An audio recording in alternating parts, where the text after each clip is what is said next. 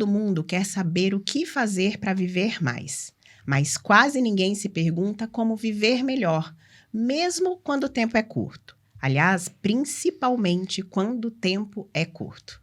A verdade é que a gente cresceu com a ideia de que cuidar é curar, como se o valor da vida estivesse na quantidade de dias e não na qualidade dos afetos.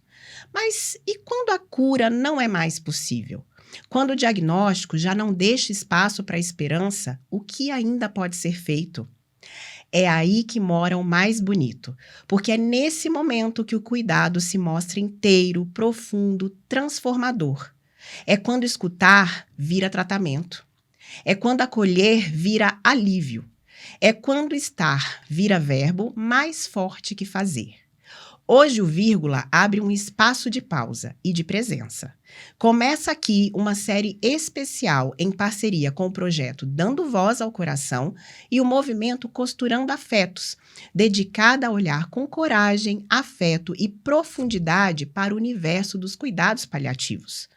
Porque precisamos partir do princípio: nem sempre dá para curar, mas sempre, sempre dá para cuidar. Por isso, sejam muito bem-vindas ao Vírgula, Larissa, Patrícia e Fernanda. Obrigada. Bom, como eu falei ali na introdução, né, desse episódio, nós estamos aqui reunidas para falar de um tema muito importante, que são os cuidados paliativos. E como eu também falei ali no texto, vamos partir do princípio. E qual é a vírgula que eu gostaria de saber de vocês duas, principalmente, que são especialistas nisso, que trouxeram vocês aos cuidados paliativos? Pode começar, por favor, Larissa. Então, acho que tudo começou com um desconforto. Faz uns 4 anos, tiveram 2 situações dentro da UTI que me incomodaram. Lógico, já me incomodavam, mas começou a me incomodar mais. A gente aceitou 2 mães, a gente recebeu 2 bebês de 2 mães com diagnóstico de malformação fetal durante a gestação. Uma mãe era de fora, ela veio com diagnóstico de uma malformação fetal gravíssima, das mais graves que a gente tem, se não a mais grave. E quando esse bebê foi admitido na UTI, eu fui conversar com ela e perguntei para ela o que ela entendia. E ela falou assim: olha, entendo que é só um probleminha no coração e a gente vai fazer cirurgia, eu vou voltar para casa com meu bebê no colo. E não era só um probleminha no coração, era um problema muito grave. E quando a outra médica foi conversar e um médico foram conversar com ela foi escutando aquela fala, foi feita ecografia, ecocardiografia, era uma malformação muito grave, não tinha possibilidade de tratamento cirúrgico. E eu lembro do olhar daquela mãe quando ela foi recebendo aquela notícia de que não tinha como tratar, não existia possibilidade de tratamento cirúrgico. E ela olhava para o médico como assim? Como assim não tem tratamento? Eu vim aqui só para fazer a cirurgia.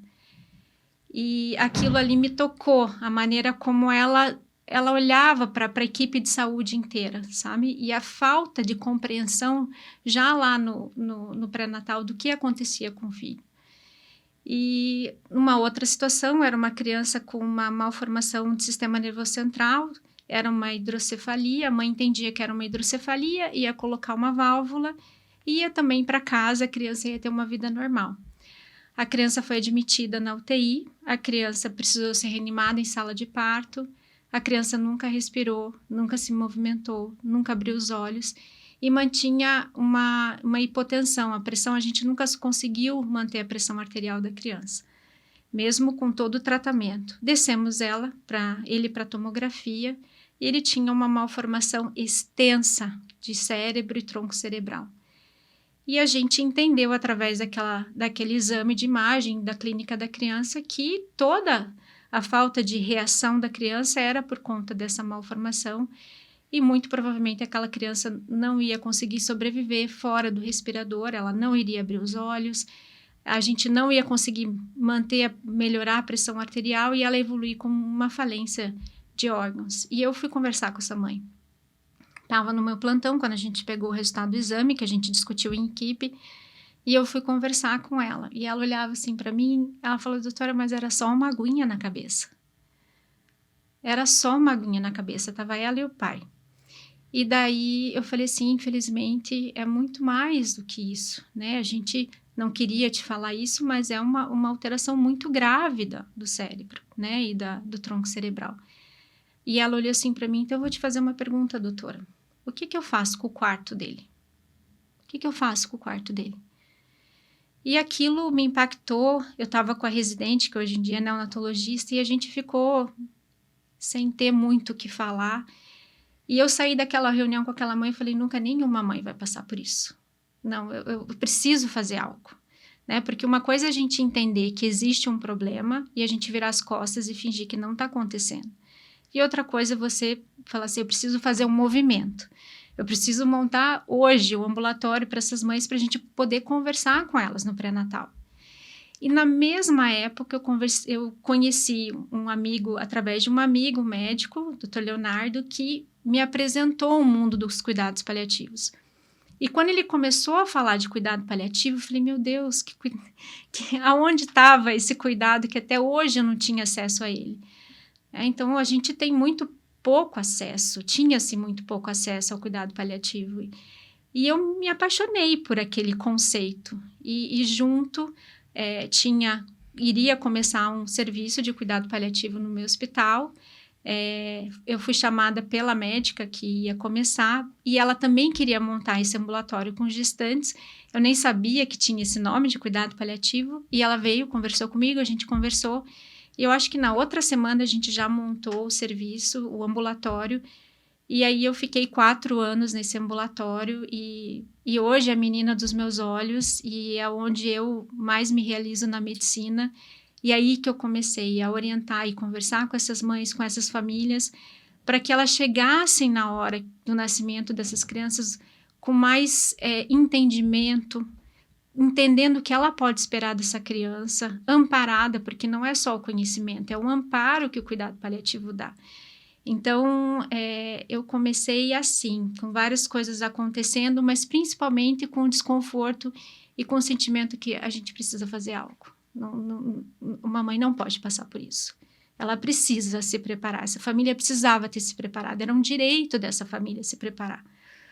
Então, foi mais ou menos assim a minha entrada no cuidado paliativo. E hoje você é médica paliativista? Hoje eu sou paliativista. Então, eu sou pediatra, fiz pediatria, neonatologia. Aí, eu fiz pós-graduação em cuidados paliativos, trabalhei 4 anos... E hoje eu sou paliativista. Sigo com cuidado paliativo perinatal e neonatal. Que a gente vai entender um pouco mais a diferença um pouquinho mais pra frente. Mais pra frente. E você, Patrícia? Então, minha caminhada no cuidado paliativo, ela já veio assim um pouquinho antes. Durante a minha formação, já foi se falando muito mais sobre cuidados paliativos. E na residência de pediatria, eu via que era o meu desejo. Meu desejo era... além do tentar aprender o que vai ajudar a curar, a aprender a ser presença, a cuidar, a ouvir. E isso foi me chamando a atenção cada vez mais. Eu sentia que, assim, eu queria estar presente naqueles momentos mais difíceis. Era como um chamado. Talvez não era eu que estava indo buscar o cuidado paliativo, mas eu estava sendo chamada para ele como uma missão. E quando eu entrei na residência de neonatologia, então foi no hospital onde a Lari trabalha. E aí, isso eu fui também vivenciando aquilo junto, a gente foi dividindo experiências, fui participando desse ambulatório que foi criado para as gestantes, e cada vez mais era assim, algo que eu sentia que eu estava no meu lugar, que eu sabia, conseguia fazer aquilo com a dedicação, não sem sofrimento, porque a gente vai aprendendo a lidar com os nossos sentimentos também, mas eu sentia que aquilo ali era o que eu amava fazer. E foi então que a Lari me convidou, assim, vamos seguir com cuidados paliativos. E vamos trabalhar juntas, né, daqui para frente, quando eu terminei a minha residência. E eu falei, então eu vou para pós de cuidados paliativos também. Ela falou, vem começar, vem comigo um pouquinho e aí você vai sentir se é o teu caminho fazer a pós. Então, eu fiz a mesma formação, pediatria, neonatologia, e acabei fazendo a pós, porque sim, o meu caminho é a menina dos olhos, como a Lari falou, e fiz a pós-graduação de cuidados paliativos, então a gente sente, assim, esse desejo, essa missão pelo cuidar, pelo amparar. Parabéns pela escolha, né? E por terem essa preocupação, além da preocupação por si só que a medicina desperta em cada um que escolhe essa carreira. E Fê, você, como que o cuidado paliativo chegou na sua vida? Qual foi essa vírgula? Então, os cuidados paliativos, eles chegaram no momento que eu estava grávida da Gabi, a Gabi cardiopata. E eu sempre me interessei muito por assuntos relacionados às partidas, né? E eu ouvi uma entrevista falando sobre cuidados paliativos, ia ter um evento que se chamava Death Café na época, que era uma roda de conversa para falar sobre luto, para falar sobre morte. E eu fui participar desse café, porque o tema me interessou bastante. E nesse café eu descobri que, uma vez eu, gestante de uma bebê que tinha uma cardiopatia complexa e que era ameaçadora, né, também seria eletiva para os cuidados paliativos. Só que eu nunca tinha ouvido falar disso e comecei a me interessar. Minha filha nasceu, acompanhei ela na UTI por 4 meses, acompanhei muitas famílias passando, né, por todas essas questões que envolvem estar com um filho numa UTI neonatal, numa UTI cardiológica. E depois que a minha filha saiu do hospital, eu continuei participando de alguns eventos de cuidados paliativos e o meu questionamento sempre era, mas em pediatria, como é que funciona? Né? Porque eu estava mais vinculada ali àquelas pessoas que trabalhavam com pacientes adultos já, né? E aí conversava, tem, mas não é a nossa especialidade. E aí também o doutor Leonardo, né, acabou se tornando um grande amigo e ele me falou, você precisa conhecer uma médica que é a doutora Larissa, porque vocês têm muito a ver e vocês vão se encontrar. E dito e feito, conheci a Lari, comecei a acompanhar o trabalho dela, me encantei, não só pela pessoa, né, não só pela médica, mas pela pessoa também. E aí a gente começou a estar sempre conversando, sempre pensando em como poder trazer isso e aprimorar, né, essa questão dos cuidados paliativos para que a gente para que mais famílias, né, pudessem ser beneficiadas dos cuidados paliativos. Nesse período eu fiz uma pós em gestão de saúde, fiz o meu TCC em cuidados paliativos e neonatologia, não sou médica, mas como um olhar do paciente, né, como um olhar da família. E aí, na associação, a gente também traz esse tema dos cuidados paliativos, né? Então, a gente fez uma proposição da Lei da Semana de Cuidados Paliativos do Paraná, que foi aprovada em 2023. Propusemos a alteração da Lei de Cuidados Paliativos do Estado para incluir também as gestantes e os nascituros. Então, essa lei foi sancionada no ano passado. Então, a gente também faz um movimento enquanto sociedade para que as famílias possam também receber esses cuidados da melhor maneira possível. Então, se você não assistiu o episódio em que a Fê foi entrevistada e contou toda a história dela, te convido a ir lá no Vírgula, no YouTube ou no Spotify, e encontrar lá esse episódio que ela conta essa história bem detalhadinha, né, Fê? E antes de iniciar o nosso tema especificamente, eu gostaria só de que vocês contassem de onde surgiu o desejo de criar essa série de episódios, unir forças aqui, né, entre vocês três, e a gente vai ter outros convidados também ao longo dessa série, para trazer esse tema e apresentar e esclarecer de forma tão estruturada, tão, né, legal, assim, a iniciativa realmente. De onde que surgiu? Como que foi isso? Quer falar, Ferão? Eu acho que foi como a Lari falou, né, que o caminho dela, as coisas foram acontecendo.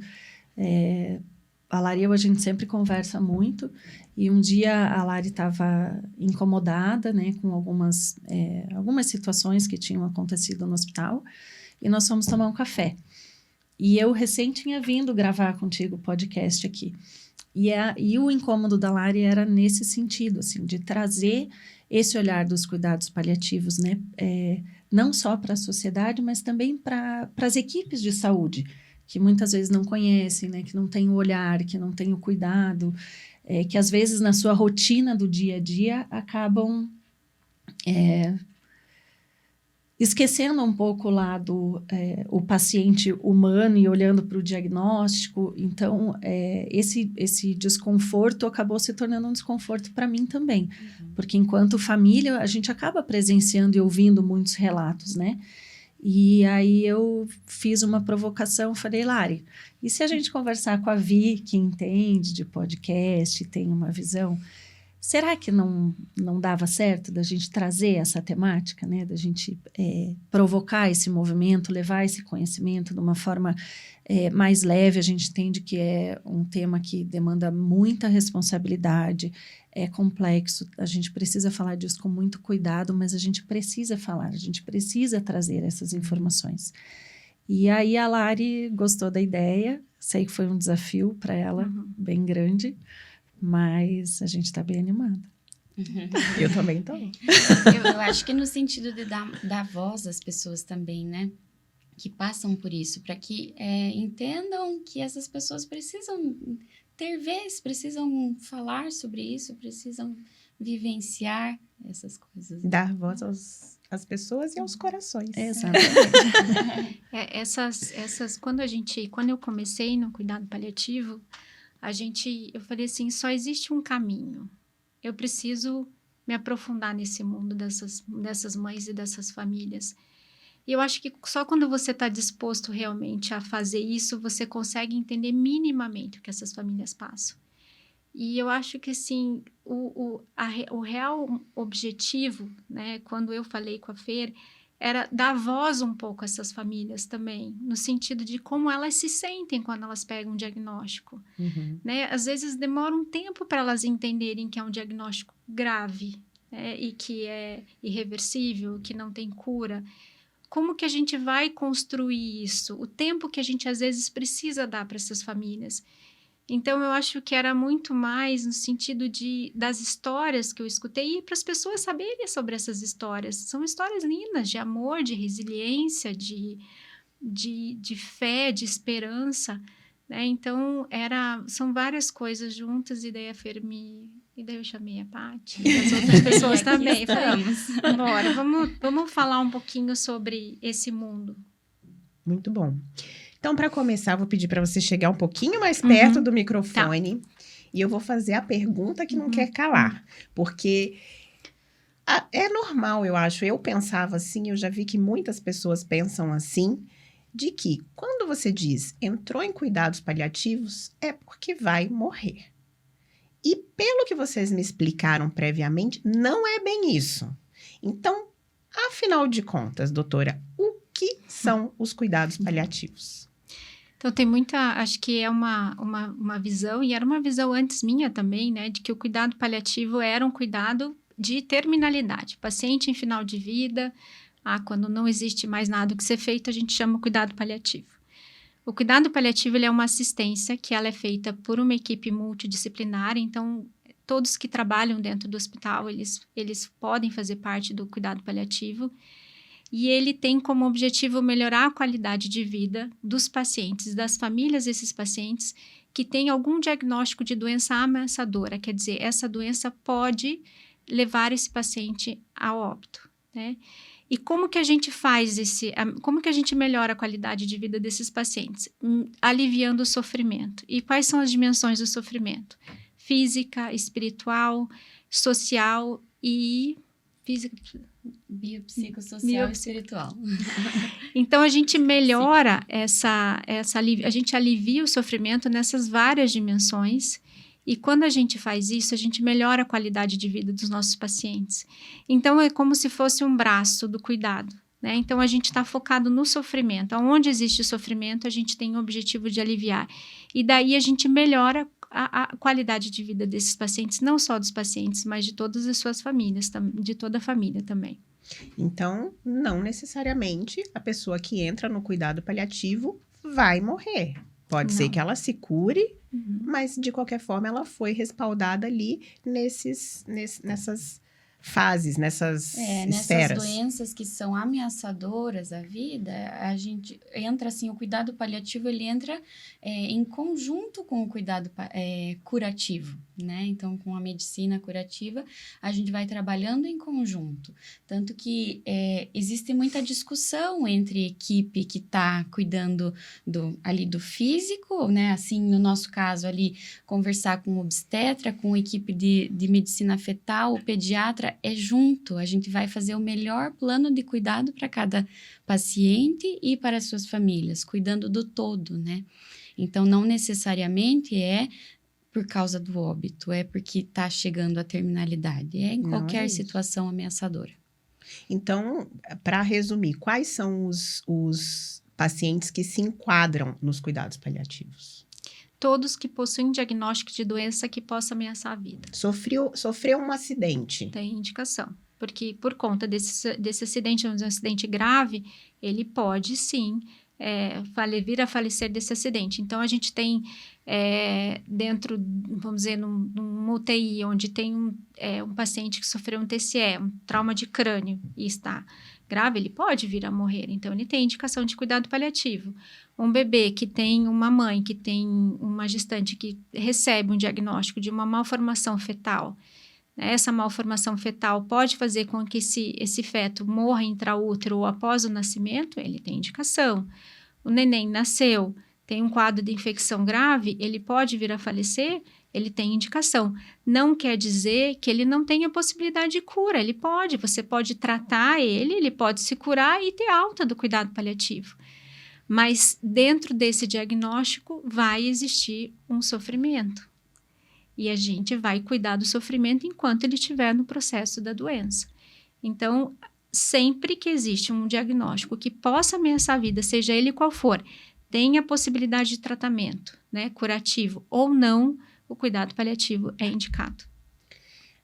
Eu comentei com vocês já, né, que eu tive uma situação de vida onde a minha filha teve leucemia. Tratou por 5 anos, chegou a fazer o transplante de medula, porém, ela não sobreviveu. Quando eu recebi o diagnóstico dela, lá no comecinho, ela já entrou em cuidado paliativo ou não?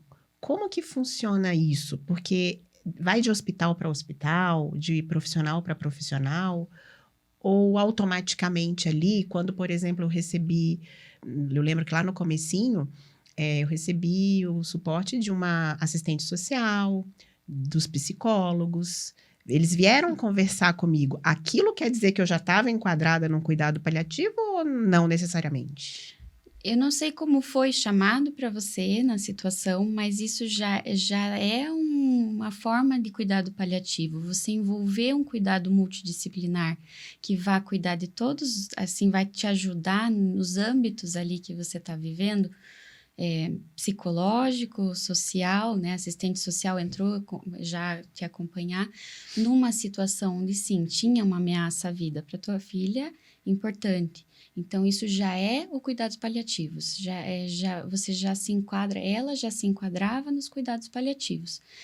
Às vezes, ainda nomenclatura, ainda equipes de hospitais que ainda não estão completas, ainda não está totalmente organizado, estruturado esse cuidado paliativo, ainda não vai ter essa forma de conversar, de falar, né? Mas ela, sim, ela já se enquadra desde o princípio, desde o diagnóstico. E aproveitando isso que você falou, então me digam, quais são os profissionais que estão envolvidos nesse processo dos cuidados paliativos? Todos os profissionais que geralmente trabalham dentro porque assim, a gente pode não fazer parte da equipe de cuidados paliativos, porque nós temos poucas equipes de cuidado paliativo ainda no Brasil. Se não me engano, são 234 equipes de cuidado paliativo. Então, não existe paliativista, equipe para todo mundo. Mas você pode ter medidas e atitudes paliativas. Então, quando foi chamada a psicologia, de alguma maneira era uma atitude paliativa. Então, você pode fazer isso, né? Ter profissionais que tenham esse foco, né, de atendimento, de minimização de alívio de sofrimento desde o começo, né? Se você não tem uma equipe de cuidado paliativo ou você tem muitos pacientes e essa equipe não consegue conduzir, acompanhar todos os pacientes. O ideal é que seja acompanhado desde o diagnóstico. Você tem essa equipe com você desde o diagnóstico, né? Então, esse é o ideal. Mas o ideal nem sempre consegue ser alcançado, né? Dentro de um país tão grande, com poucas equipes, às vezes isso não é possível. Então, você começa a ser atendido. Então, você pode... A moça da recepção do hospital te tratar com educação. Pergunta o que você deseja, eu vou te mostrar o local. Isso são atitudes paliativas. E dentro da equipe de cuidado paliativo, trabalha fono, físio, serviço social, psicologia, a odonto, a farmácia. Eu acho que eu vou... Nutrição. Eu tenho medo de esquecer e ficar chateada. Mas todos que trabalham, a nutrição, eles têm um objetivo, eles podem fazer parte do cuidado paliativo. A capelania, que cuida das questões da fé. Então, porque todos podem também ter atitudes paliativas que vão aliviando o sofrimento dessas famílias e desses pacientes e, assim, melhorando a qualidade de vida. A gente tem nos nossos pacientes, eu trabalhei um tempo na pediatria, às vezes os pacientes oncológicos queriam uma determinada comida, porque eles têm a comida é muito regrada para eles. Então, quando era possível, a nutrição fazia algo diferente, né? Porque às vezes ficavam meses internados. A nutrição faz um bolinho para cada um quando eles fazem aniversário, eles estão internados. Então, são atitudes que as equipes podem ter e que podem amparar essas famílias, cuidar, elas se sentem cuidadas pela equipe. Então, na verdade, acho que todos os profissionais dentro do hospital podem fazer parte. Vale lembrar que essa história que eu contei já vai fazer 20 anos, né? Porque são 14 que a minha filha faleceu, mais 5 de tratamento. Então, são quase 20 anos aí. E, realmente, esse nome, cuidados paliativos, eu fui conhecer muito tempo depois. Então, não me foi falado no começo, nada referente a isso. Mas várias coisas da sua fala, né? A capelania, a nutrição... a própria equipe de enfermagem, eu percebia situações que você mencionou que realmente eram feitas ali. Você sentiu isso também, Fê? Porque o teu também já tem um tempo, né? Da Gabi já fazem 7 anos, né? Mas existia, né, esse cuidado, e eu acho que o que difere talvez as equipes de cuidado paliativo é que esse trabalho é integrado, me corrijam se eu estiver errada, né? Mas em alguns hospitais que talvez esse serviço ainda não consiga ser estruturado, os profissionais, eles têm essa postura, mas cada um trabalha isoladamente. E quando tem uma equipe já estruturada, existe toda uma troca entre esses profissionais, né? Existe uma conversa prévia, uma discussão de abordagem e tudo mais. Então, acho que existe mais essa troca entre os profissionais que fazem parte dessa equipe, né? Para que não fiquem as atitudes, como a Lari falou, isoladas, mas que elas estejam dentro de um contexto e que todo mundo possa falar a mesma língua e ter o mesmo entendimento, né? E uma coisa que eu acho que é fundamental, que o cuidado paliativo trouxe, é essa questão da autonomia, né, do paciente e da família, de poder ser ouvida, né, de poder ter os seus valores considerados, né, ter as suas crenças respeitadas. Então, o fato da equipe ouvir a família também, né, e não chegar só impondo cuidado, mas o que é importante para você? Né, como que você está vendo essa situação? Até para entender se aquela família tem de fato a compreensão do que está acontecendo, se ainda não compreendeu de todo, se precisa, né, de mais informação, que abordagem, né, você vai... às vezes, para uma família, uma abordagem funciona e a mesma abordagem não funciona para uma outra família. Então, essa integração entre os componentes da equipe multi, eu acho que é fundamental para que esse cuidado ele possa acontecer de uma forma mais integral possível. E é interessante falar, assim, já que você falou, né, da autonomia, da família ser ouvida, né, os desejos, assim, quais são os valores dessa família? É que a gente atua integrando o que é científico, o que é feito na medicina para essas crianças, para essas pessoas, o que tem-se de experiência dos serviços, né? Então, o que é técnico, aliado ao que vem dos valores da família, né? Então, são decisões conjuntas que a gente vai compartilhando entre equipe multifamiliares para chegar num mesmo objetivo, né? Nós todos temos o mesmo objetivo do bem, da qualidade daquela vida, né? Do alívio do sofrimento. Então, a gente vai unindo as coisas, não só em posição do curativo, do técnico, mas junto com os valores, né? Então, nenhum fica para trás, assim. E além desses cuidados que vocês já deram alguns exemplos aqui, né? Por exemplo, da nutrição que faz o bolinho lá, que a criança gostaria de comer e dentro daquelas possibilidades do que é permitido. Quais outros cuidados são levados em conta, considerando toda a equipe? Então, assim, cada profissional tem a sua função, né? E o meu olhar, ele transpassa o olhar do outro. Então, eu tenho enfermeira, a gente tem uma enfermeira no serviço de cuidado paliativo, no hospital que eu fazia cuidado paliativo antes. Ela é essencial, ela cuida da tráqueo, da gastro, ela avalia a parte das feridas, das ostomias, ela acompanha dia a dia esses pacientes, existe um vínculo dela com esses pacientes.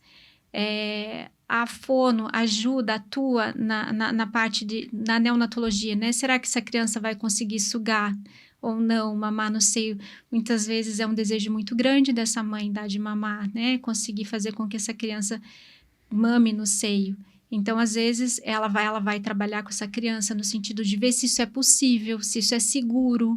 E se isso não for seguro, a amamentação a dieta via oral, às vezes passar esse leitinho via oral na mamadeira, quando não é possível, no seio materno.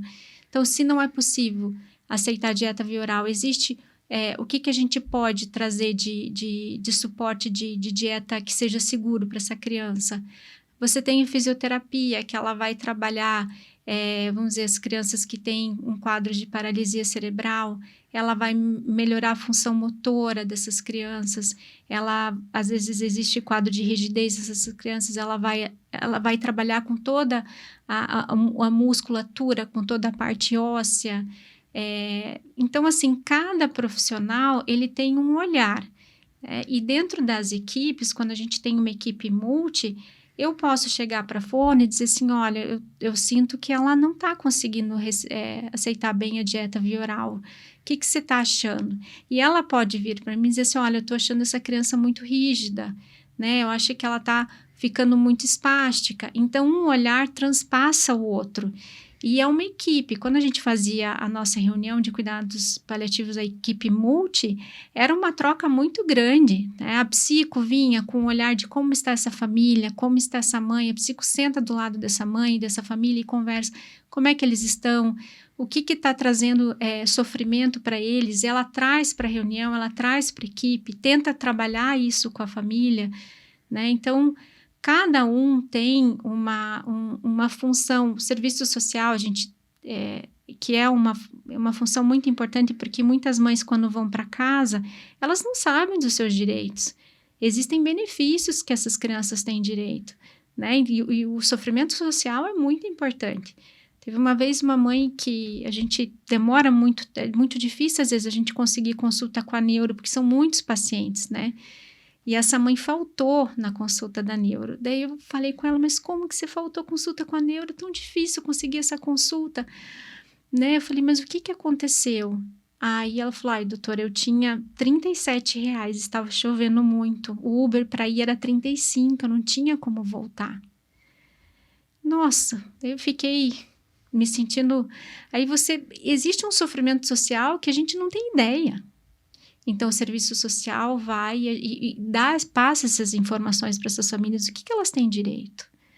Né? E com isso, sim, às vezes elas ganham benefício, ajuda no tratamento dessa criança. Às vezes ela consegue ficar em casa, ela não precisa trabalhar. Então, cada um tem a sua função e um olhar transpassa o olhar do outro. Muito importante isso que você trouxe, doutora, porque eu me lembro de ter escutado, né, em algum momento do tratamento da minha filha, a seguinte frase: quando uma criança ou alguém, né, da família, mas principalmente uma criança adoece, o resto da família adoece junto. E pelo que vocês estão trazendo, os cuidados paliativos, eles têm um olhar macro em cima daquela família e não só daquele paciente. Porque se pensarmos na criança, a criança ela vai ser cuidada pela mãe, pelo pai, né? Ou às vezes por um avô, por uma avó, por um tio, mas na maioria das vezes pela mãe ali. E se essa mãe não estiver bem, se ela não tiver um suporte psicológico, se ela não tiver um suporte de uma assistência, às vezes, né, social realmente que ela necessite, muito dificilmente vai ser dado continuidade naquele tratamento. Então, muito importante realmente. E aí a gente entra numa questão que são as políticas públicas, né, Fê? Que acho que a Feira aqui nessa mesa é a pessoa mais capaz de falar sobre isso. Como que você vê essa questão relacionada às políticas públicas? Então, a gente tem muito essa visão de política pública, de governo, né? E jogar a responsabilidade para o governo. E o governo, sim, tem o seu papel, mas a gente, enquanto sociedade, a gente também tem uma responsabilidade social, né? Todo mundo pode contribuir, todo mundo tem como fazer a sua parte.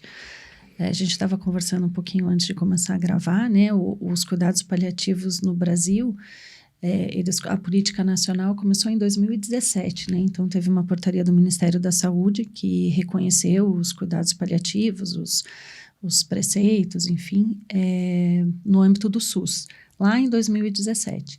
Mas essa portaria ela foi atualizada, né, e foi relançada em 2024, no ano passado, e o governo federal aportou um volume de recursos bem considerável, né, para esse programa, justamente para ter estruturas de capacitação, né, de contratação de profissionais que pudessem fazer essa capilarização e pudessem capacitar novos profissionais para os cuidados paliativos. Né? Existe uma demanda muito grande por cuidado paliativo no Brasil e, como a Lari falou, muito poucos profissionais ainda disponíveis. Né? A gente vê que Lari, me corrija se eu estiver errada, mas de uns 8 anos para cá começou esse aumento, né? Um aumento que a gente vê que a cada ano surgem novos profissionais, novos especialistas. Então, é uma especialidade não só médica, mas de enfermagem e né, das outras equipes de saúde, que até pouco tempo atrás a gente não tinha quase curso de formação no Brasil. Então, hoje a gente já vê que o país está se estruturando para esses cuidados, né? E existe uma política de planejamento para ampliação desse cuidado. É claro que todo paciente que tem um diagnóstico ameaçador, né, ele seria passível de receber esse cuidado. Mas um paciente, por exemplo, né, que tem um diagnóstico de um câncer inicial, de um câncer que já está mais avançado, ele vai ter uma demanda diferente por esse tipo de cuidado. Né? Então, é claro que em alguns lugares você vai ter que priorizar um paciente ou outro, porque não tem equipe para todo mundo. Mas a gente já vê um movimento nacional já com esse olhar, sabe? Então, eu acho que a gente está evoluindo bastante. Acho que nos últimos anos essa evolução foi mais evidente e a tendência é que isso venha a melhorar com o passar do tempo. Hoje se fala muito em empatia, né? Se fala muito em compaixão, né? Esse olhar compassivo, a escuta, a comunicação, humanização, né? Então, a gente fala muito dessas coisas e que são práticas, né, já do cuidado paliativo. Então, eu acho que a gente está num bom caminho, né? Eu acho que a gente tem tudo aí para avançar cada vez mais, para que mais famílias possam receber, mas é muito importante também, não só ter o cuidado, mas a gente fazer o que a gente está fazendo agora, de trazer essa informação para a sociedade, porque ainda existe muito, né, o que você falou no começo, de o cuidado paliativo é para quando não tem mais nada a se fazer pela cura do paciente. E não é isso, né? Então, o trabalho, né, da Lara e da Paty é sensacional, porque chega num momento da vida, quando a gente fala em cuidado paliativo em pediatria, já é mais delicado do que você falar em cuidado paliativo, porque, né, você está falando ali de uma criança que está com uma saúde num estado crítico. O Ministério da Saúde ele lançou um manual de cuidados paliativos em 2020, se não me engano, e só em 2023, na atualização, é que saiu dentro desse manual os capítulos direcionados à pediatria. Então, num primeiro momento, nem se falava em cuidados paliativos em pediatria, né? E hoje já tem profissionais, já tem pessoas extremamente qualificadas, e quando, numa gestação, né, na maioria das vezes ali, você tem um bebê planejado, esperado, muito amado por aquela família, e que, de repente, no momento que é o momento mais feliz da vida daquele casal, onde, né, eles estão concretizando ali o sonho de receber, né, um filho, e tem um diagnóstico que vai totalmente na contramão daquilo que eles vinham desejando e que vinham esperando.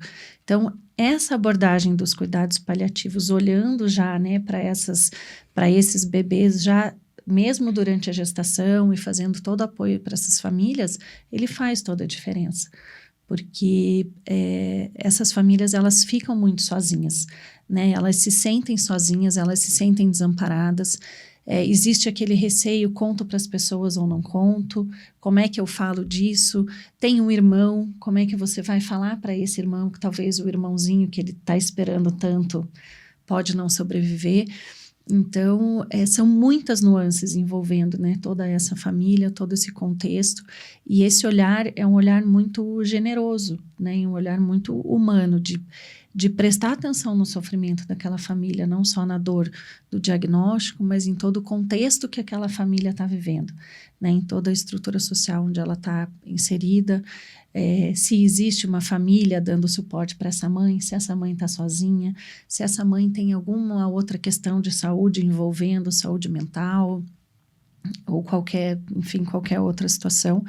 Então, eu acho que a sociedade entender que esse é um cuidado que vem para melhorar a qualidade de vida, pensando em bem-estar, pensando em cuidar do sofrimento, a gente tem uma menor resistência das famílias em receber esse cuidado. Porque a gente vê ainda isso, as famílias, não, eu não quero entrar em cuidado paliativo porque eu ainda tenho esperança que ele sobreviva, como se o cuidado paliativo fosse só para aquele que não tem mais a chance de sobreviver. Então, é muito importante que a sociedade entenda que o cuidado paliativo chegou para ficar, né, e chegou trazendo esse amor, trazendo acolhimento e conduzindo, né, o sofrimento em todas as nuances, pensando no bem-estar do paciente, no bem-estar da família. Bom, o episódio está quase chegando ao fim, mas eu não posso deixar de perguntar para vocês, porque eu acredito que esse seja um dos principais motivos dessa série de episódios existir. Quais são os principais desafios que vocês enfrentam diariamente nos cuidados paliativos? Quer começar? Não, pode começar. Vamos começar outro episódio agora? Eu acho que a gente lida com bastante desafios com os profissionais, assim, entre as equipes. Eu acho que tem ainda também certa resistência, talvez não tanto entendimento do que o cuidado paliativo está fazendo ali, e não só, como a gente já comentou, da terminalidade, né? Então, acho que um dos desafios são as equipes, a gente conseguir alinhar com as equipes o que o cuidado paliativo está fazendo ali, né? Esse entendimento. Eu acho que são vários. Eu acho que isso que a Fer falou, muitas mães não iam no ambulatório porque elas achavam que eu ia dizer que o filho não tinha a possibilidade de tratamento. Então, assim, isso impede o acesso dessas famílias a esse cuidado. Eu acho que outra coisa, as equipes também não terem o total conhecimento do que é o cuidado paliativo, todas as equipes de saúde, né, que trabalham com saúde. E para mim, daí o maior desafio que eu vejo, e que daí isso sou eu, como que eu vou tocar aquela alma sem machucar aquela alma, né? Porque a gente fala coisas muito difíceis. E como que eu posso falar sem magoar aquela mãe, né? Porque às vezes aquela mãe tá do lado daquele bebê, daquela incubadora, e ela tá pensando, não, mas vão tratar o meu filho e eu vou sair com ele no colo daqui. E sou eu que falo para ela que isso não vai acontecer. Então, como que a gente fala para essas famílias sem que a gente não maltrate? Porque muitas mães falam, às vezes as palavras doem, doutora, né? Então, eu acho que a gente tem que cuidar dessas famílias com muita delicadeza.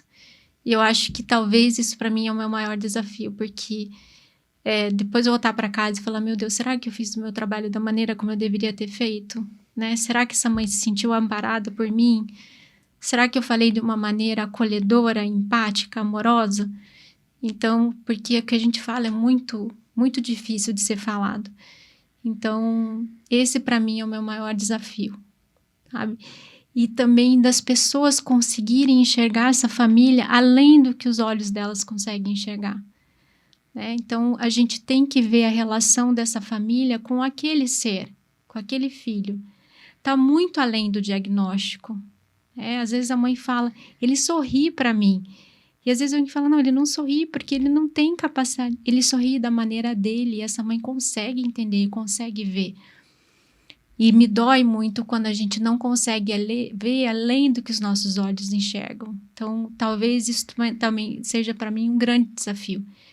De trazer para a equipe, às vezes, o que eu consigo enxergar. Né? O que a mãe me fala. Esse é um grande desafio para mim também.